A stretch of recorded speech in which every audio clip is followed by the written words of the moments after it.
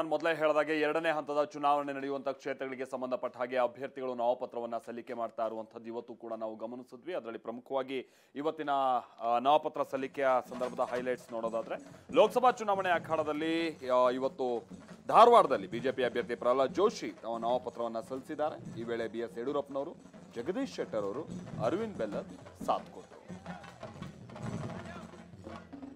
ಇತ್ತ ಶಿವಮೊಗ್ಗದಲ್ಲಿ ಕಾಂಗ್ರೆಸ್ ಅಭ್ಯರ್ಥಿ ಗೀತಾ ಶಿವರಾಜ್ ಕುಮಾರ್ ನಾಮಪತ್ರ ಸಲ್ಲಿಸಿದ್ದಾರೆ. ಡಿಸಿ ಕಚೇರಿಯಲ್ಲಿ ನಾಮಪತ್ರ ಸಲ್ಲಿಕೆ ವೇಳೆ ಶಿವರಾಜ್ ಕುಮಾರ್ ಹಾಗೆ ಸಚಿವ ಮಧು ಬಂಗಾರಪ್ಪ ಸೇರಿದ ಹಾಗೆ ಹಲವರು ಉಪಸ್ಥಿತರಿದ್ದರು.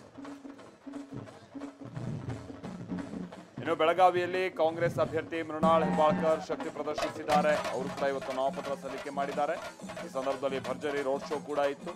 ಈ ವೇಳೆ DCM DK ಶಿವಕುಮಾರ್, ಸತೀಶ್ ಜಾರಕಿಹೊಳಿ, ಲಕ್ಷ್ಮೀ ಹೆಬ್ಬಾಳ್ಕರ್ ಸಾಥ್ ಕೊಟ್ಟಿದ್ದಾರೆ.